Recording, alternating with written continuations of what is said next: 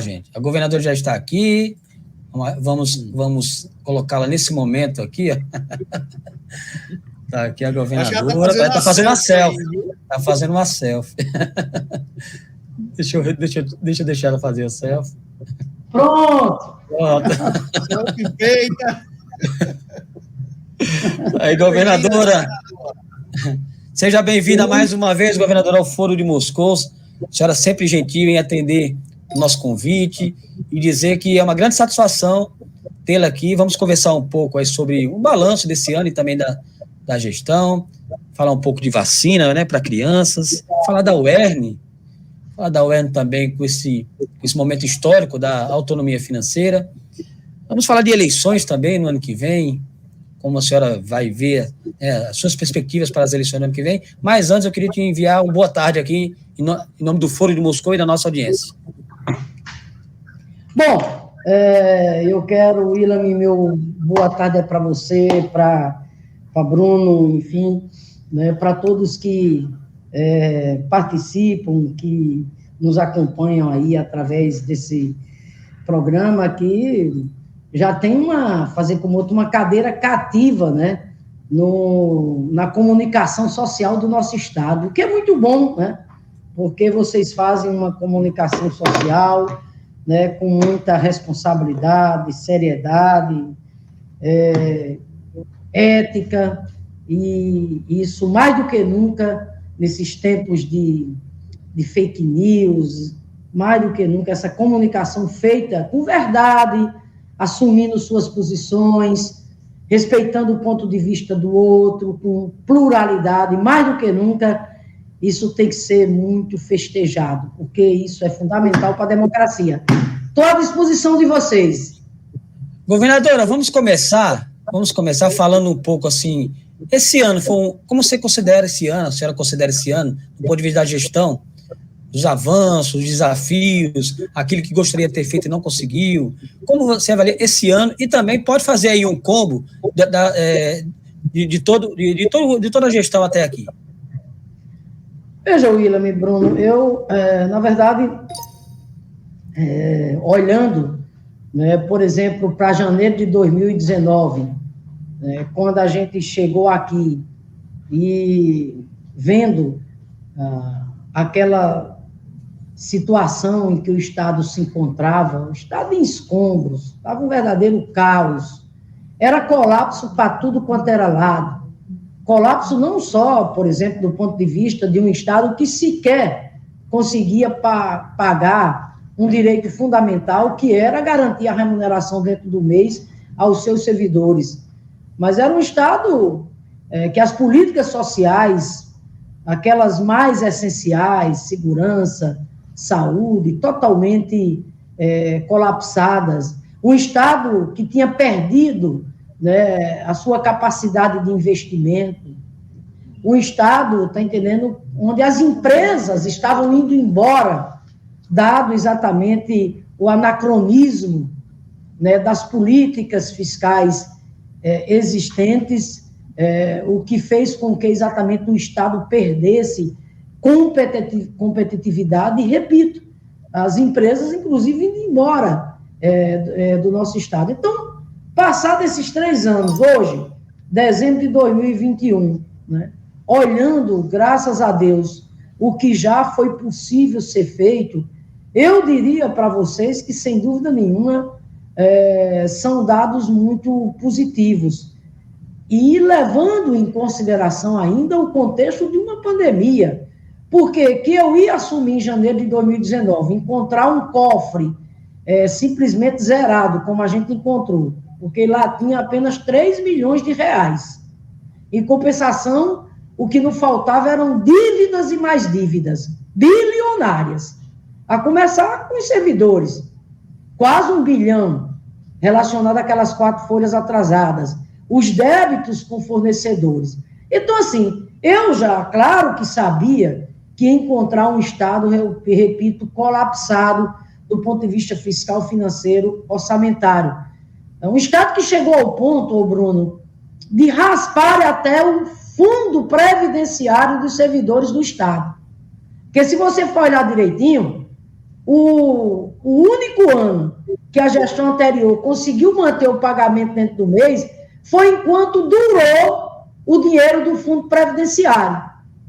Exatamente a partir do segundo ano da gestão, que o Fundo Previdenciário zerou, aí começou a via crucis, o maior massacre que já foi imposto aos servidores públicos do nosso Estado, que, repito, que era trabalhar e não receber algo sagrado, que é o seu salário dentro do mês. Então, eu sabia de tudo isso. Agora, não passava pela minha cabeça, meus amigos, minhas amigas, que ainda viria uma pandemia dessa magnitude. Então, passados 3 anos, eu quero, portanto, dizer para vocês que hoje a sensação que eu tenho é uma sensação de que nós estamos cumprindo com o nosso dever. A sensação que eu tenho é que nós estamos correspondendo às esperanças e aos anseios da maioria do povo potiguar. Claro que com muitos desafios pela frente, mas podendo sim apresentar um balanço positivo com ações concretas. Traduzo, por exemplo, nunca ter atrasado o salário na nossa gestão.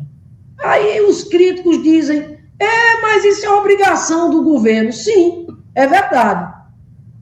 Um governo que se dá o respeito e que respeita os seus servidores deve ter isso como obrigação, como um dever, como nós estamos fazendo. Algo que as gestões anteriores não fizeram.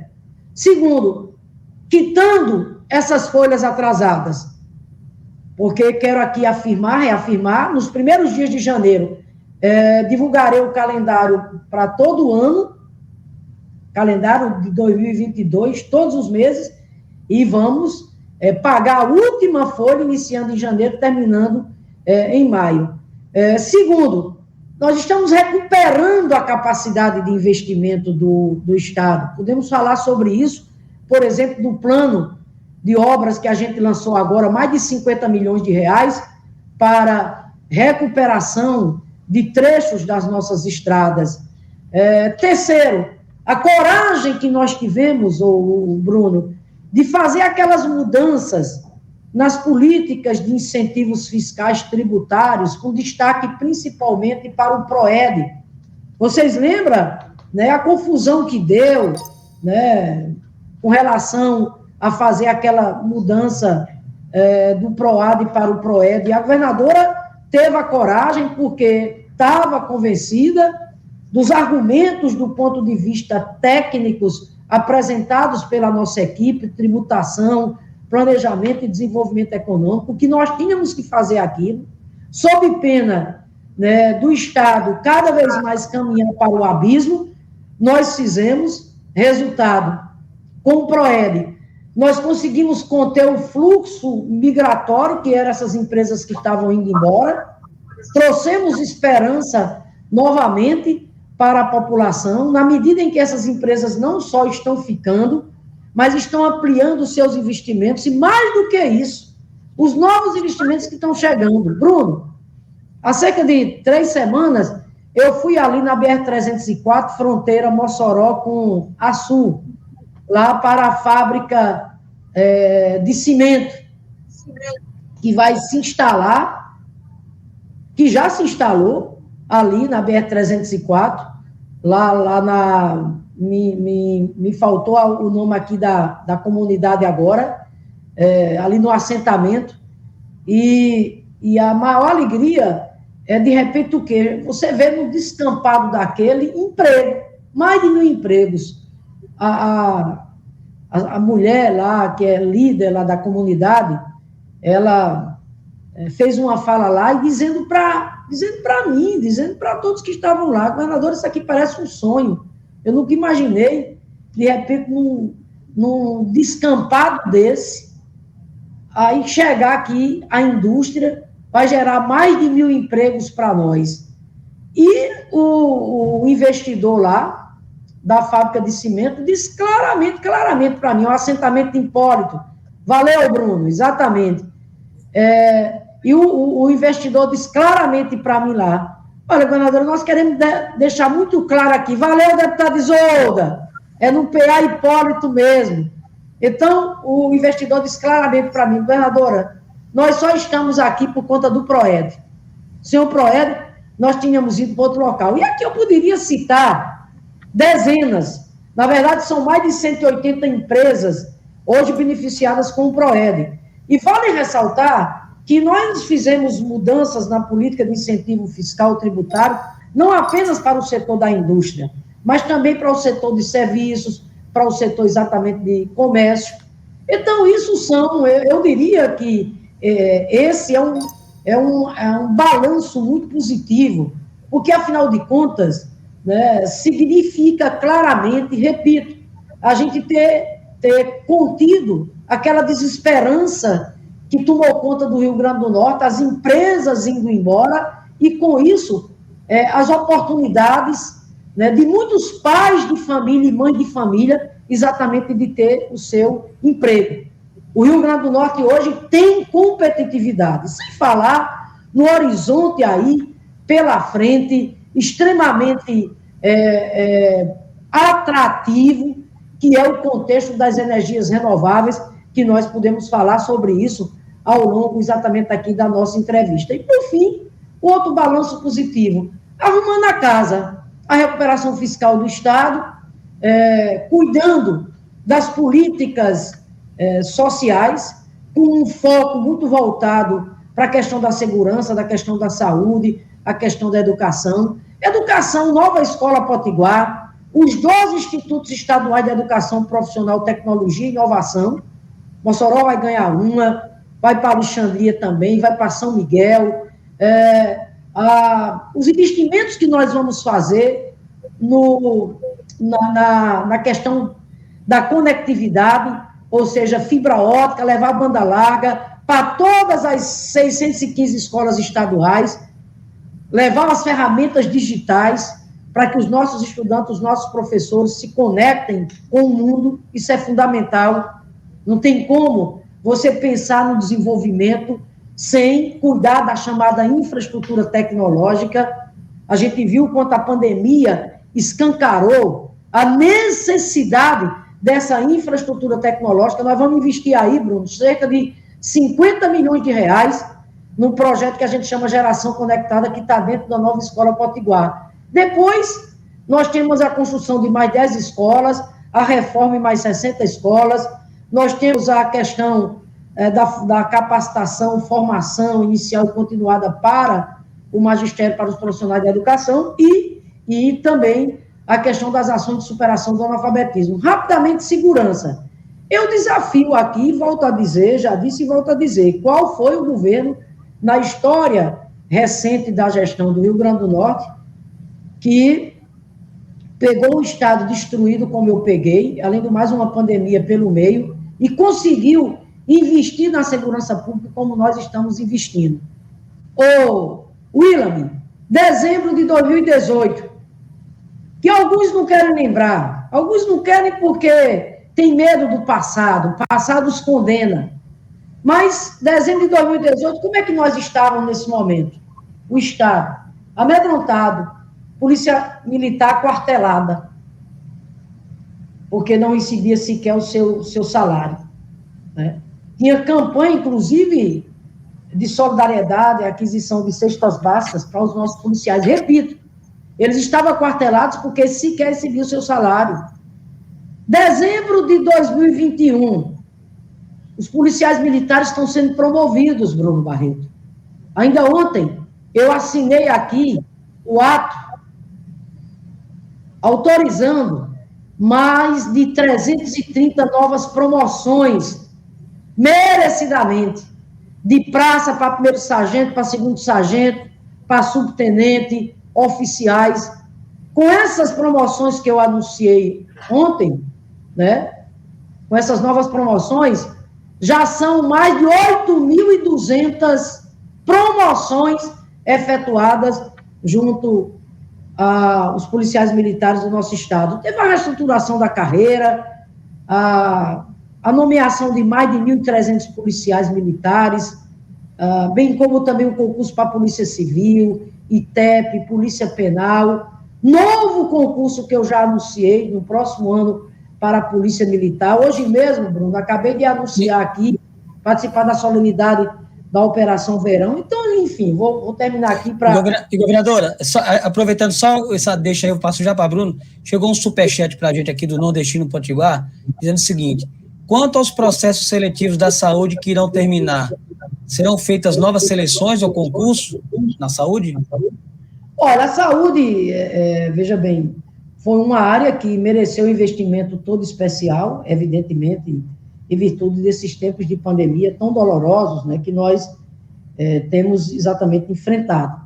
Né? Foram, se eu não me engano, eu acho que foram mais, Guia, você pode conferir aí, eu acho que foram mais de 4.000 contratações. Vale ressaltar que tem aí os efetivos, né? O pessoal do concurso, se eu não me engano, foram mais de 2.000. Né? Essas contratações, essas outras temporárias, em decorrência exatamente da questão do enfrentamento à pandemia. Então, assim, William, a pergunta dele é esses processos seletivos de ou não é isso, William? Que que irão terminar, né? Se serão feitas novas seleções ou não. Isso aí vai depender exatamente do quadro da pandemia, porque a prioridade nossa é cada vez mais ir contratando o pessoal, viu, William? William. É contratando cada vez mais o pessoal do concurso, certo? Então, por enquanto, repito, esses contratos temporários, deixando claro, eles dependem, né, do contexto exatamente da pandemia. Bruno. Governadora, tem uma pergunta aqui do nosso membro, Alex Seven. Eu, antes de fazer minha pergunta, William, eu vou aproveitar aqui e dar uma valorizada nos membros. E tá perguntando, quer saber da governadora quando ela irá pagar os professores a partir de janeiro de 2022, o reajuste de pouco mais de 33%. Aí ele quer saber sua posição. Então, primeiro, cumprir com a lei do piso, nós vamos cumprir. Agora, com relação ao percentual do reajuste, isso ainda está em discussão, certo? Está em discussão, então vamos aguardar. Bruno. Governador, agora eu vou fazer a minha primeira pergunta.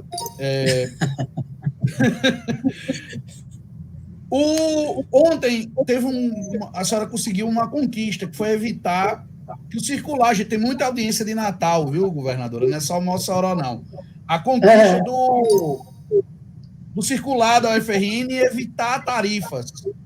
Explica para a gente como foi esse processo, e o prefeito de Natal participou das discussões, se disponibilizou a contribuir?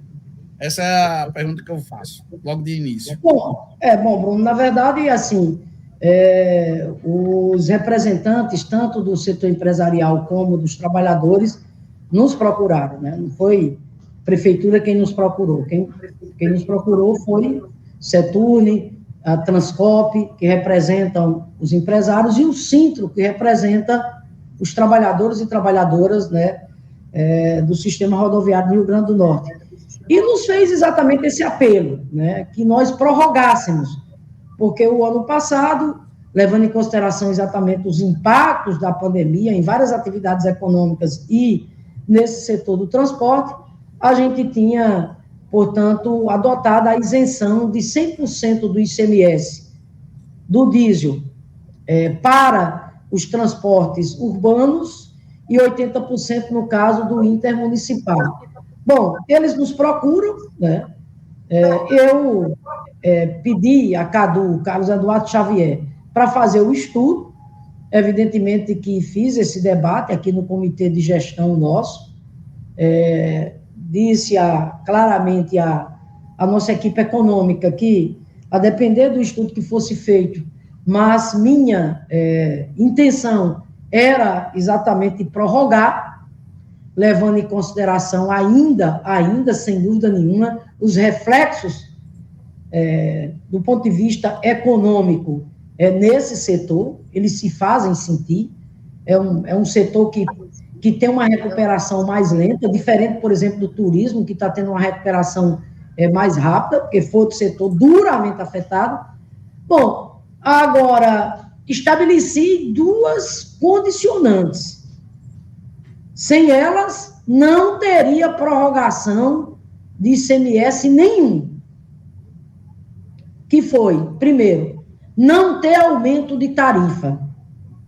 E segundo, o retorno do circular de forma gratuita no âmbito da Universidade Federal do Rio Grande do Norte. E por que eu estou colocando isso, Bruno e William? É pela visão, né, que um governo de perfil progressista, de perfil desenvolvimentista, deva ter. Porque por trás, né, de 1 milhão, que é mais ou menos o que a gente arrecada de ICMS desse setor, existem vidas, esperanças. Traduzo. A população não tem mais condições de arcar com centavo nenhum de reajuste na sua tarifa.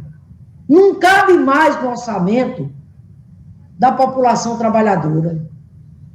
Tem mais como? Carestia, inflação, desemprego. Então, por isso que eu disse aos empresários, ok, faremos esse esforço, mas em contrapartida, enquanto durar a isenção do ICMS, que são 12 meses, zero de reajuste na tarifa. Quando a gente fala sobre isso, nós estamos beneficiando cerca de mais de 220 mil trabalhadores e trabalhadoras, que são aquelas pessoas que acordam cedo, que tem que pegar o ônibus para ir para o trabalho, para a escola. Então, veja, tem um aspecto muito claro aí da sensibilidade do ponto de vista do governo, olhando para a realidade do ponto de vista social, que vive hoje, né, as camadas mais vulneráveis diante exatamente da gravidade da realidade social do nosso país. E o outro item que eu trouxe para a mesa também não poderia ser diferente, na condição de professora que sou. Eu que, na época, enquanto deputado estadual, fui autor, inclusive, da lei que instituiu a minha passagem para os estudantes do Rio Grande do Norte, foi dizer para eles, a outra exigência aqui nossa é que os senhores retornem a gratuidade do circular para os estudantes, os terceirizados que lá trabalham, no âmbito da Universidade Federal do Rio Grande do Norte. Algo que vinha sendo feito desde os anos 90. E não tem sentido. Além de mais, num momento como esse, de repente, o que? Tira o circular. Não, nós estamos, inclusive, aqui falando de uma agenda muito importante, que é a agenda da educação. Mas, enfim, Bruno, foi esse o contexto. O decreto, vale ressaltar, Bruno, que já está publicado hoje, William, publicado hoje, e, no final das contas, os empresários, claro, que aceitaram essas contrapartidas que o governo exigiu, foi um diálogo respeitoso, um diálogo bastante profícuo, e é isso, quem ganha é a sociedade. Governadora, só lembrando aqui para a nossa audiência, vocês podem fazer pergunta para a governadora agora através do botão Seja Membro ou então por Superchat, viu, gente? O pessoal está mandando muitas perguntas, mas a gente tem que dar aqui privilegiar os nossos membros que apoiam o jornalismo pela democracia. O canal. Governadora, sobre a vacina para crianças, né? Havia uma definição prevista para hoje, né? Eu acho que é hoje, dia 28. Já tem algum tipo de comunicação com o Ministério da Saúde com relação a isso? E como é que a senhora está vendo aí essa polêmica em torno de vacinar as crianças contra a Covid? Bom, primeiro, revoltante, né? Revoltante, mais uma vez, a maior autoridade do país, né? Dando as costas para as vacinas, né? É uma coisa assim, né, inimaginável, né? Meu Deus. Como é que não se reconhece a eficácia das vacinas? Isso está tão claro, né? Tão claro. Né? Por exemplo, aqui no Rio Grande do Norte, país afora, por que houve um arrefecimento da pandemia, graças a Deus? Só tem uma explicação: vacina, vacina, vacina. Né? Nós temos mais de 80% da população potiguar com 2 vacinas. Se Deus quiser, em breve vamos comemorar 90%. Daí não ter, né, o que se discutir, o que se duvidar, do ponto de vista de estender as vacinas para as nossas crianças de 5 a 11 anos. Então, o que eu coloquei para o doutor Cipriano, que é o nosso secretário de saúde, que essa é a minha posição, claramente, até porque não seria diferente. Aqui tem um governo que sempre respeitou a ciência, diferente exatamente do plano nacional, do negacionismo do plano nacional, de um presidente, né, que deu as costas para a ciência, e isso só fez foi agravar mais ainda a dor e o luto, né, do povo brasileiro diante dessa pandemia tão devastadora. Então, assim, rapidamente, coerente com aquilo que eu sempre defendi, né, portanto, disse a doutor Cipriano que colocasse isso mais urgente na CIB, que é a Câmara Intergestora Bipartite do Rio Grande do Norte, o secretário de Saúde do Estado e a representação dos municípios. Essa reunião está sendo realizada agora à tarde, e a minha expectativa, William e Bruno, é que a CIB, sem dúvida nenhuma, vai respaldar essa posição que já vem sendo adotada por vários governadores e vários países, portanto, de garantir a vacinação das nossas crianças de 5 a 11 anos, sem aquele absurdo que é a questão da prescrição médica, né? No mais, a própria Anvisa já recomendou isso, o CONAS, que é o Conselho Nacional de Secretários de Saúde, que já recomendou, e mais do que isso, nós estamos no âmbito do CONAS, reivindicando lá, junto ao Ministério da Saúde, que manda as vacinas para a gente vacinar nossas crianças, William, respondendo a você. Então, o CONAS está ali muito... Muito bem, governadora. Passa para Bruno. Bruno. Governadora, o governo anunciou um plano de recuperação das estradas, inclusive incluindo também das rodovias, né, estaduais, incluindo a nossa leste-oeste aqui em Mossoró. Quando é que vai começar esse trabalho? Explica para a gente. Olha, deve começar... Aliás, já começou, viu, Bruno? Porque, veja, primeiro nós temos esse plano que em torno de 52 milhões de reais, na verdade, é a recuperação daqueles trechos mais críticos, que não cabe mais nem a operação tapa-buraco. E, no caso, já começou porque, por exemplo, o trecho aí de Grossos a Tibau, né, nós já começamos, assim como outros trechos também, e queremos incrementar, Bruno, exatamente agora a partir de janeiro. São 29 trechos que estão nesse plano de obra de 52 milhões de reais, que são recursos próprios do Estado. Olha aí, o Estado recuperando sua capacidade de investimento.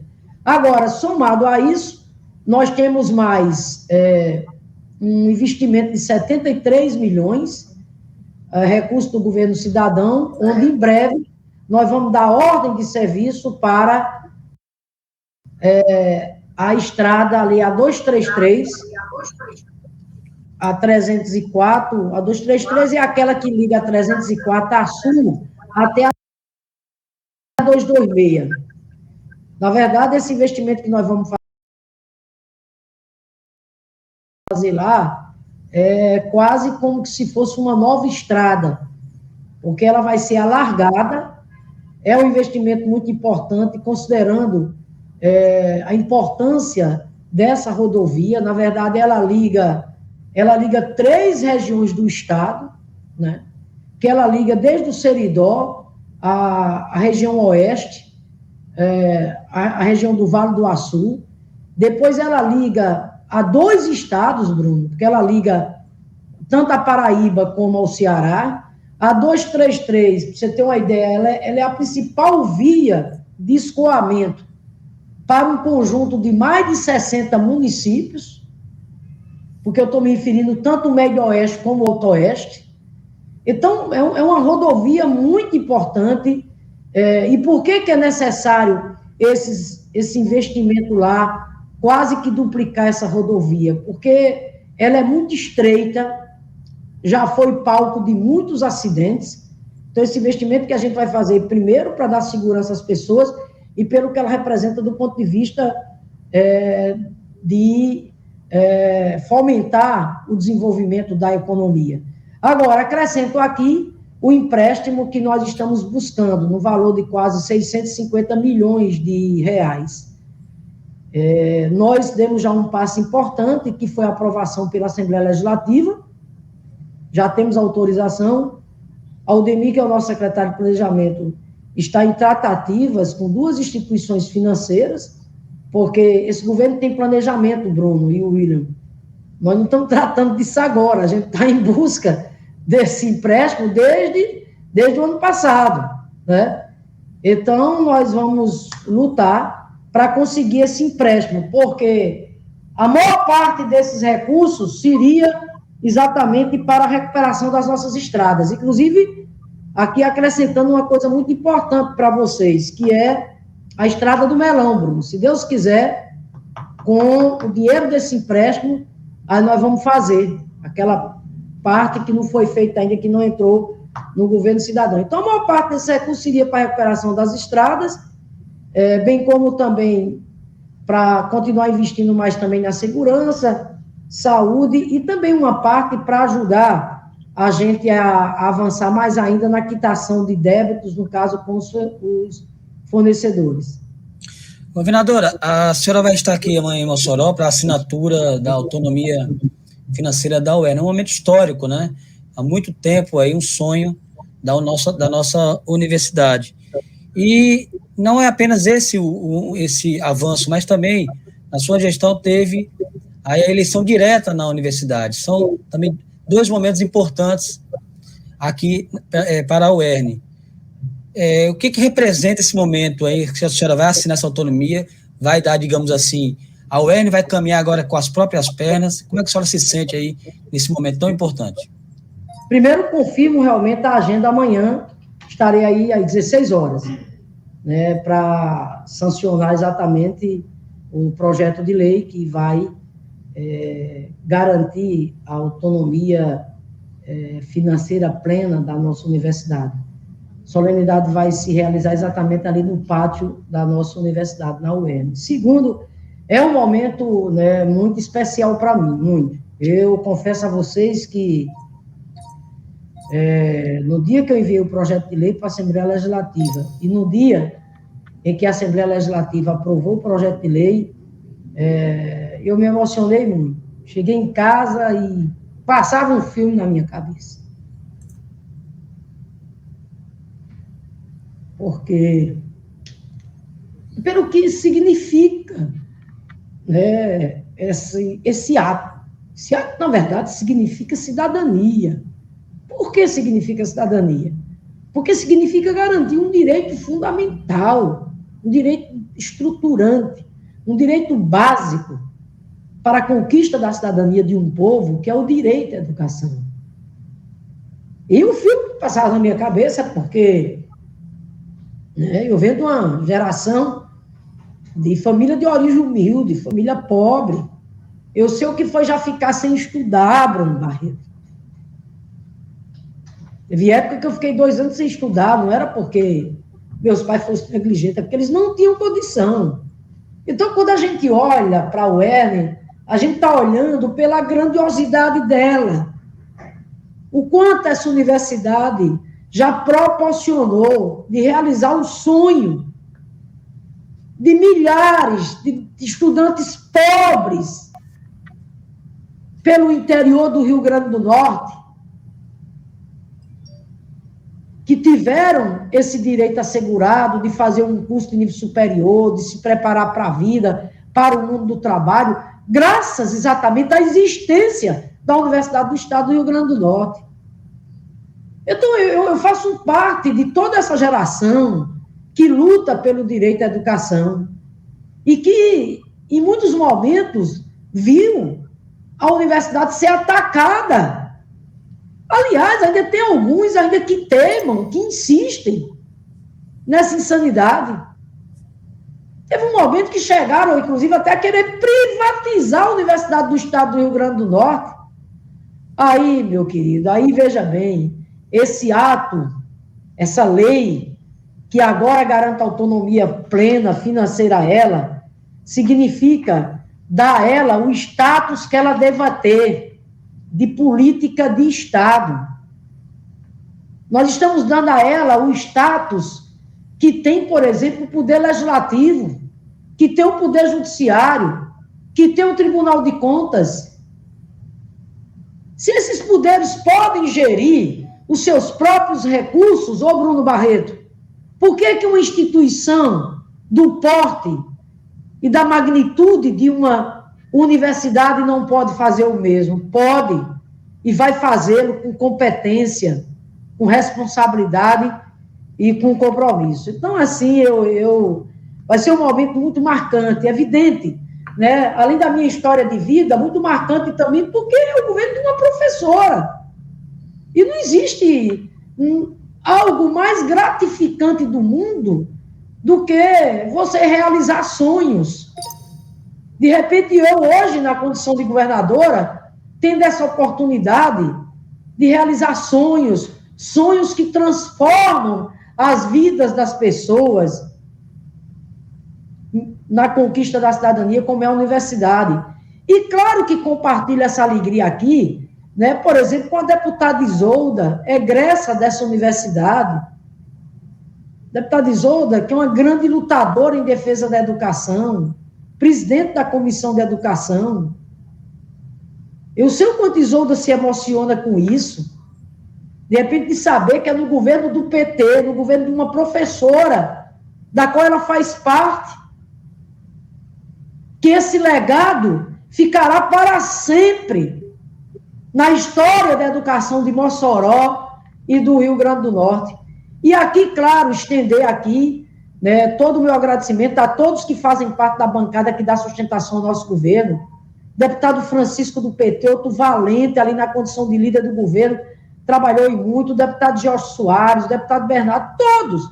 E também a bancada da oposição e ao presidente da Assembleia, deputado Ezequiel, foi aprovado por unanimidade. E também, e não menos importante, compartilhar aqui essa vitória de caráter civilizatório, que é a autonomia plena da nossa universidade, com a professora Cecília, nossa reitora, com o professor Chico, pelo quanto eles se empenharam, a Duerne, meu Deus, isso era um sonho antigo da Associação dos Docentes, o Sintaué, no Sindicato dos Técnicos, bem como também os estudantes. Enfim, eu quero aqui, né, dizer que amanhã certamente vai ser um dos dias, né, mais felizes, né, da minha vida. E hoje, na condição de governadora, quando estarei aí em Mossoró, junto com vocês, junto com a comunidade universitária, sancionando exatamente a lei que vai assegurar a autonomia financeira plena da nossa universidade. Bruno. Governadora, tivemos a CPI da Covid, e que terminou com o indiciamento da senhora. E eu queria que a senhora fizesse uma análise. Eu vou fazer uma pergunta diferente do que tem sido feita à senhora. Teve a CPI, a senhora foi um alvo, mas a sua popularidade se manteve estável, não só durante a CPI, mas durante todo esse ano. E aqui em Mossoró, comparando o TS2, o Instituto TS2, a pesquisa de abril com a pesquisa agora de dezembro, a sua popularidade, a sua aprovação subiu 10% em Mossoró. A senhora, como é que a senhora avalia a questão da CPI cruzando com esses dados relativos à sua popularidade e à sua liderança também nas pesquisas de intenção de voto? A senhora tem a sensação de que a CPI não conseguiu atingir o objetivo político dela?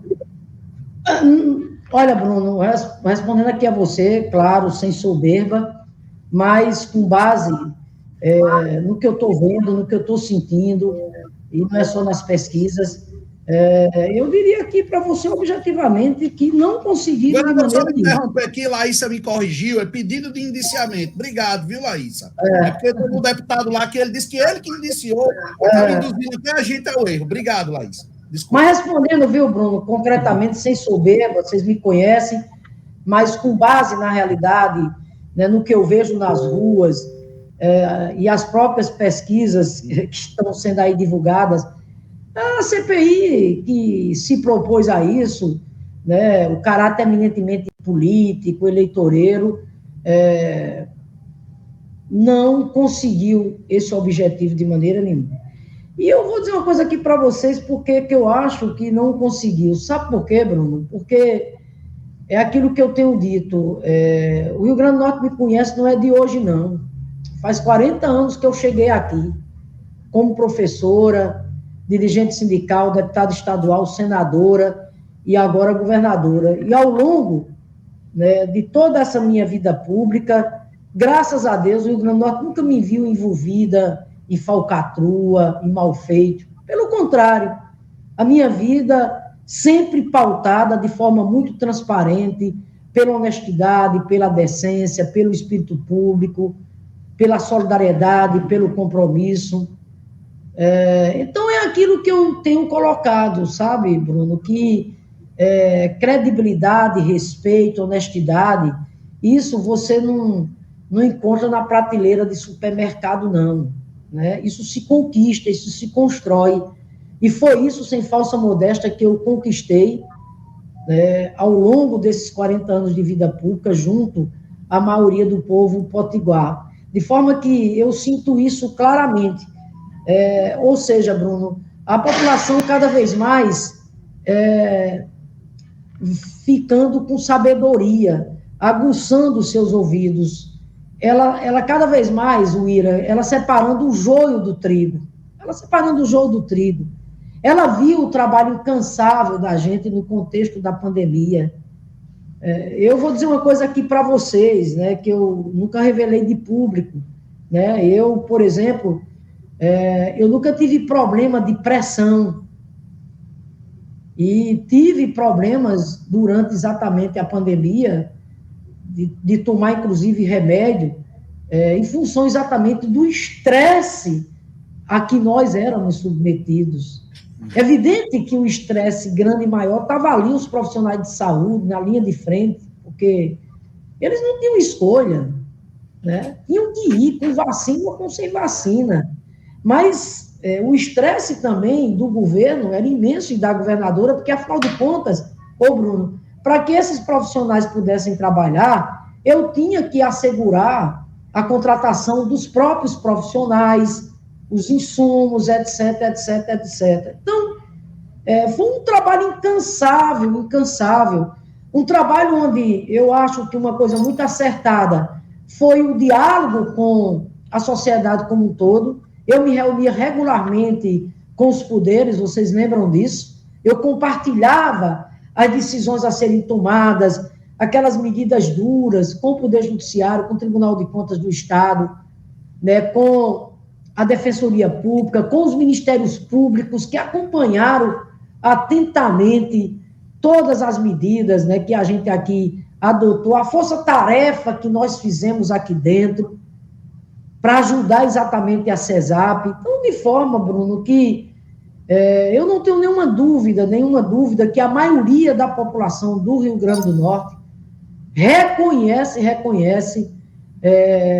o esforço que nós fizemos incomensurável para mitigar os impactos da pandemia. E, né, a nossa obediência, com base nos princípios cristãos que nós temos, de respeitar exatamente a ciência, né? Ou seja, aqui não teve vez, no governo do Estado, não. Essa história de receitar ivermectina, incentivar a aglomeração, desacreditar de vacina, muito pelo contrário, Bruno, muito pelo contrário, né? Eu acho que uma das imagens mais simbólicas que ficou desse contexto de pandemia foi quando eu fui para São Paulo, e eu me abracei com aquela bandeira.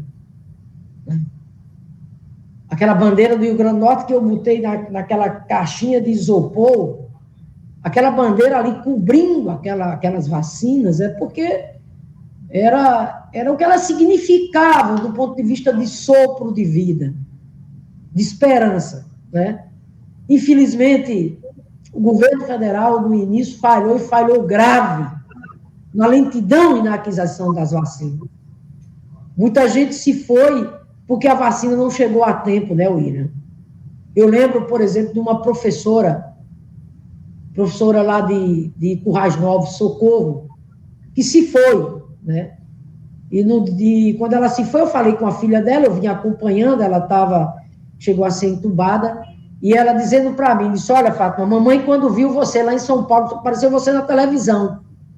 Você com aquela bandeira, trazendo as vacinas. Mamãe, era uma alegria imensa, imensa, imensa, imensa. Ai, meu Deus, nossa governadora, nossa professora, e, infelizmente, a vacina não chegou a tempo de salvar Socorro. Porque antes dela ser vacinada, foi acometida pela Covid. Então, assim, meus amigos, só colocando claramente, ô Bruno, é claro que causou muita indignação, né, esse desfecho aí da CPI por parte da maioria oposicionista, no caso da CPI, não no plenário da Assembleia, né? Mas eu, sabe, recebo isso com muita serenidade, porque sei que o povo do Rio Grande do Norte reconhece a lisura, a decência, a honestidade desse governo. Sei que o povo do Rio Grande do Norte sabe que nós fizemos o possível e o impossível, e tudo que nós fizemos foi com base nas orientações dos órgãos de controle interno e seguindo as orientações, inclusive, dos órgãos de controle externo, né? O secretário Cipriano, mais uma vez, todo o meu reconhecimento a ele e a toda a equipe, né, pela capacidade de doação dele, né? Então, veja, no mais, né, seguir aqui fortalecendo, investindo no SUS cada vez mais, porque é disso que se trata, melhorar a assistência à saúde da nossa população, inclusive agora com o foco voltado para o programa estadual Mais Cirurgia, Mais Saúde. Claro que sempre dizendo à população que nós continuaremos aqui incansáveis, né, na cobrança para trazer de volta os recursos que foram destinados para a compra daqueles respiradores via o consórcio Nordeste, que agiu de boa fé, né? Vocês lembram que os primeiros respiradores a serem entregues pelo governo federal só vieram chegar aqui em junho, e nós estávamos lá desde março, Bruno Barreto, lutando, o povo adoecendo. Então, nós fizemos uma compra de boa fé, tanto é verdade que o parecer do Ministério Público de Contas do TCE aqui do nosso estado, de forma imparcial, colocou claramente que não houve dolo por parte do secretário de Saúde quando aqueles recursos foram antecipados. Por quê? Porque foi feito exatamente de boa fé. Na verdade, o consórcio foi um calote, foi lesado. Isso foi o estelionato que fizeram. Qual é nosso papel, nossa obrigação? Em busca disso, é o que nós temos feito desde o início, não só nos associando às ações que foram dado entradas por parte do consórcio Nordeste, mas nós, individualmente, já entramos com várias ações, inclusive a última delas, nós conseguimos que a justiça bloqueasse os bens dessas empresas e estamos na luta, tá entendendo, para reaver. Agora, sabe, Bruno, tem uma coisa que eu acho muito significativo. Se você olhar, né, todos os profissionais de saúde que foram convocados, seja pelos deputados na comissão que davam sustentação ao governo ou à oposição, mas todos eles, não foi só o secretário, não. Todos os nossos profissionais de saúde que foram lá falavam uma só voz, diziam claramente que tudo foi feito com muita decência, com muito zelo, e tudo foi feito em nome da urgência, da emergência, que era cuidar da saúde e salvar vidas no Rio Grande do Norte. Muitos desses profissionais, vocês assistiram, chegaram, inclusive, a se emocionar. Por isso que eu tenho dito sempre, né, que eu acho que o que a Assembleia deveria fazer é uma placa homenageando a toda essa equipe, a todos os profissionais de saúde, pelo quanto eles dedicaram das suas vidas, arriscando as suas próprias vidas, para acudir à população do Rio Grande do Norte. Mas isso, estou tranquila, Bruno, não tenho nenhuma dúvida que esse esse pedido de indiciamento não prospera porque não tem sustentação jurídica nenhuma. Governador, aproveitar aqui, falando um pouco também de eleições, o presidente Lula, ele tem feito aí, tem dialogado, tem conversado com várias matizes políticas em busca de montar sua aliança para as eleições do ano que vem. E fala-se na composição com o Alckmin, que saiu do PSDB, vai para um partido, né, ainda não se sabe ao certo qual partido que ele vai se filiar. Como é que a senhora vê essa aliança do presidente Lula com o Alckmin? Você acha que isso engrandece uma aliança para derrotar o bolsonarismo no ano que vem? Olha, deixa eu te falar, eu acho que nós não podemos perder o foco, que é derrotar o bolsonarismo. A história não nos perdoará se a gente titubear nisso. O Brasil não suporta mais 4 anos de Bolsonaro. Os direitos civis, políticos, a soberania popular, não suporta mais de maneira nenhuma. A democracia não suporta mais. Nós estamos vendo aí o preço que o povo brasileiro está pagando, inclusive, né, nesse contexto, né, de pandemia, porque, infelizmente, o negacionismo do presidente da República agravou e muito o contexto da pandemia no nosso país. Então, eu acho que é chegada a hora, tá entendendo, da gente ter muita sabedoria, lucidez histórica, maturidade do ponto de vista político. Eu acho que o presidente Lula tem toda a razão em querer fazer uma frente mais ampla. Fazer uma frente mais ampla, ou seja, não só, né, os partidos de esquerda, mas trazer, né, personalidades, trazer partidos de perfil progressista e até de centro-esquerda. Eu acho que o presidente Lula já tem sabedoria o suficiente. Ele sabe por que o povo brasileiro deseja ele de volta, ele sabe perfeitamente disso. Primeiro, porque, na verdade, esse desejo forte, crescente da volta de Lula tem, né, digamos, uma reparação histórica do ponto de vista da injustiça a que ele foi submetido recentemente, né, pelo lavajatismo. E, associada a isso, o caos do ponto de vista social que vive o Brasil hoje, uma desigualdade social agravando cada vez mais, e a lembrança que a maioria do povo, principalmente o povo mais pobre desse país, tem dos governos do presidente Lula. Quando ele comia carne, quando ele almoçava, jantava, o filho dele indo para a universidade, o apoio ao homem do campo, o emprego. Então, eu acho que essa combinação, né, faz com que cada vez mais seja crescente as intenções de voto para o presidente Lula. Agora, Lula sabe que não dá para brincar com isso, porque não tem eleição fácil, não vai ter eleição fácil. E Lula tem clareza da missão que está reservada para ele, né, pelo que ele já fez, do ponto de vista da cidadania e da dignidade do povo brasileiro. Ele tem clareza, ele tem segurança sobre isso. Ele sabe que, repito, para que nós não tenhamos nenhum contratempo, para que a gente derrote o bolsonarismo de uma vez, e com ele, né, nós tiremos do curso da história do Brasil esse ciclo de obscurantismo, de conservadorismo, né, de autoritarismo, de destruição que se iniciou a partir de 2019. Então, acho que Lula tem clareza que é preciso ter uma frente mais ampla, né, ter uma frente mais ampla, e, portanto, se o ex-governador de São Paulo, Geraldo Alckmin, contribui para o fortalecimento dessa frente mais ampla, que sigamos em frente. Bruno. Governadora, a senhora falando aí em frente ampla, em 2018 a senhora se elegeu com uma aliança muito pequena. Era PCdoB, o grupo da senadora Zenaide, uma aliança pequena, não foi uma aliança grande. Para 2018, para 2022, aliás, teremos uma aliança maior incluindo aí MDB, o PDT de Carlos Eduardo? Como é que está essa discussão?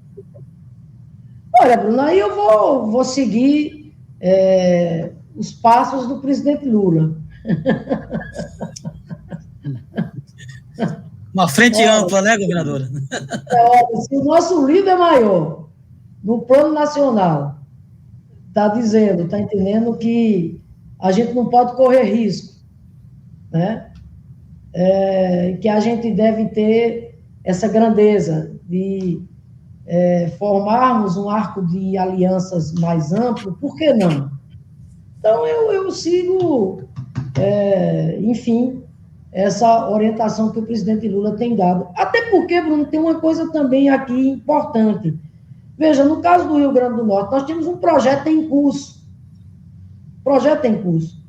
Então, se as pessoas concordam, os partidos políticos ou personalidades concordam com as mudanças que estão em curso no Rio Grande do Norte, um projeto claro, objetivo, transparente, de perfil popular, democrático, um projeto de desenvolvimento que combina, que busca o crescimento da economia, com justiça social, com inclusão social. Então, se os partidos que concordem com esse projeto que está em curso, Bruno, por que nós não vamos conversar? Vamos e devemos conversar. Aqui não cabe ao bolsonarismo. Isso que não cabe de maneira nenhuma. Mas as forças, está entendendo, de perfil democrático, que querem conversar conosco, sigamos. Há possibilidade de ceder vice-senado para MDB e PDT? Olha, eu tenho dito, Bruno Barreto adora fazer umas perguntas. Hein, William? Vai direto ao ponto, né? Mas o jornalista faz assim mesmo. Não, Bruno, deixa eu falar. É claro que evidentemente, que a governadora em si, ela está totalmente dedicada à questão da gestão. Nós estamos graças a Deus, com um momento muito bom, né? A gente pode até depois, em outro momento, fazer um balanço das realizações. Eu estou com o meu coração imenso, por exemplo, com essas realizações na área da cultura.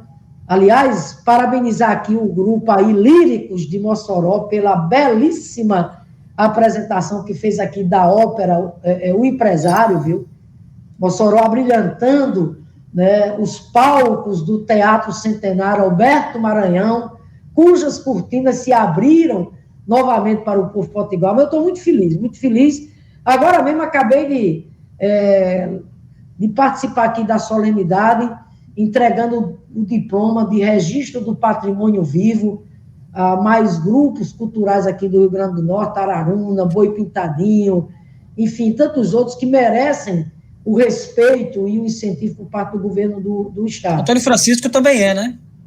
Antônio Francisco foi condecorado hoje, William. Recebeu o diploma de registro de patrimônio vivo. Isso é um patrimônio vivo mesmo. Mas é mesmo. Com certeza. Eu dizia agora há pouco, o registro do patrimônio vivo, inclusive, foi uma lei do então deputado Fernando Mineiro. E olha só o destino, eu agora professora, governadora, Mineiro também integrando aqui o governo, e a gente condecorando essas pessoas, mas condecorando com ação concreta. A bolsa individual é no valor de 1.660 e a bolsa, no caso, para o grupo IRA, é 3.660 também. E eu dizia aqui que isso não é nenhuma caridade, não, isso não é favor, não, isso é obrigação. O Estado que se preze, que tem compromissos, está entendendo, com uma civilização fraterna, solidária, tem que investir exatamente na cultura. Então, assim, eu estou muito feliz com essas realizações e com muitas aí que estão em curso, os institutos estaduais de educação profissional e por aí vai. Mas respondendo a sua pergunta, Bruno, então, assim, claro que eu não estou me envolvendo diretamente nessas conversas, não, estou voltada para a gestão. Significa que o governo não está conversando? Não, o governo está conversando, claro que sim. através do chefe da Casa Civil, que é Raimundo Alves. Raimundo tem conversado com o PMDB, tem conversado aí com outros partidos, entendeu? E o que eu posso colocar é o seguinte: meu respeito imenso pelo vice-governador, né? Eu me canso nunca de tecer todas as minhas homenagens. É um grande companheiro, tem sido um grande parceiro, né?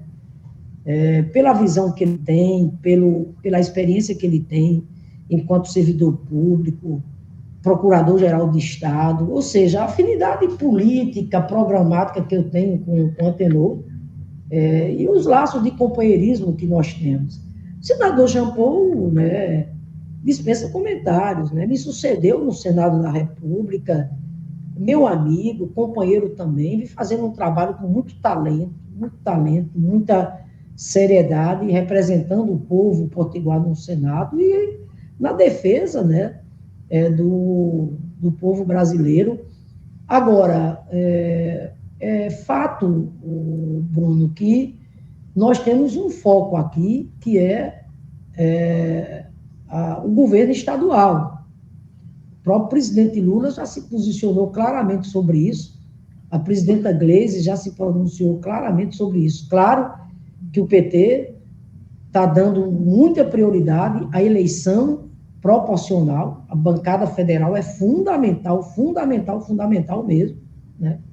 Mas no âmbito da disputa para o executivo, o PT a nível nacional e o próprio presidente Lula já se pronunciaram quando disseram da prioridade que será dada ao Rio Grande do Norte.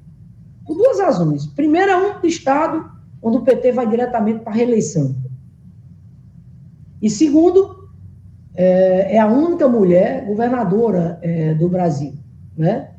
Então, assim, Bruno, está em curso esse movimento de construção das federações partidárias. O PT está conversando, né, com outros partidos, né?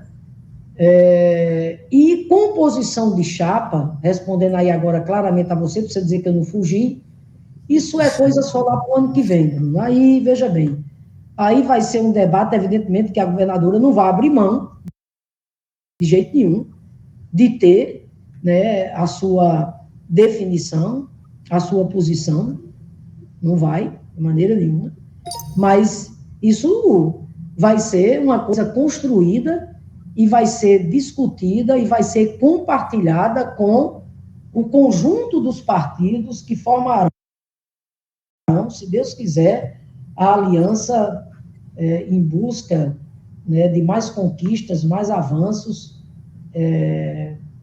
para o Rio Grande do Norte, que vai ser a aliança que nós vamos formalizar nas eleições de 2022. Governador, a gente queria agradecer, viu? A gente já passou aqui mais de 1h30 do programa, né, Bruno? E agradecer a sua participação, a entrevista ao Foro de Moscou, sempre gentil em atender o nosso convite, e dizer que o espaço está sempre aberto aqui, governadora. Sempre que tiver novidades aqui, pode nos enviar, tanto aqui para o Foro de Moscou, que a gente sempre noticia as ações do governo, como também nos nossos blogs, e a gente deixa aqui as considerações finais aí para a senhora, agradecendo mais uma vez a participação aqui no Foro.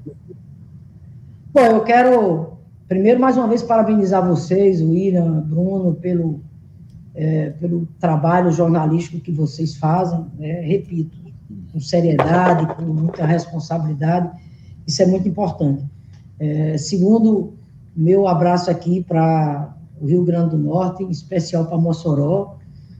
Amanhã estarei aí exatamente com vocês. Terceiro, aqui desejar um ano novo com mais saúde, mais vacina, mais afeto, né?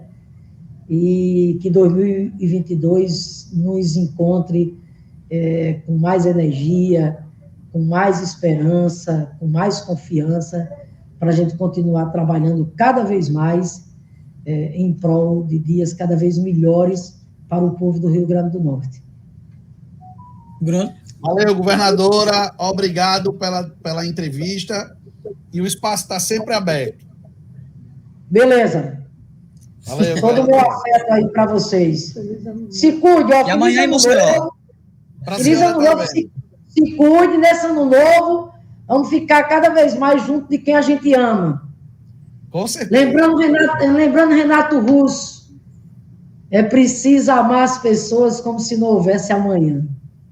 Valeu, governador. Obrigado, governador. Obrigado. Para todo mundo que está acompanhando o programa, boa tarde e até amanhã. Estouramos aí muito tempo. Estouramos, a governadora conversou com a gente, uma entrevista muito boa. Amanhã tem mais Folha de Moscou. Enquanto isso, acompanhe nossos blogs. Blog do Barreto.com.br, williamhoffs.com.br. Valeu, Bruno. Até amanhã.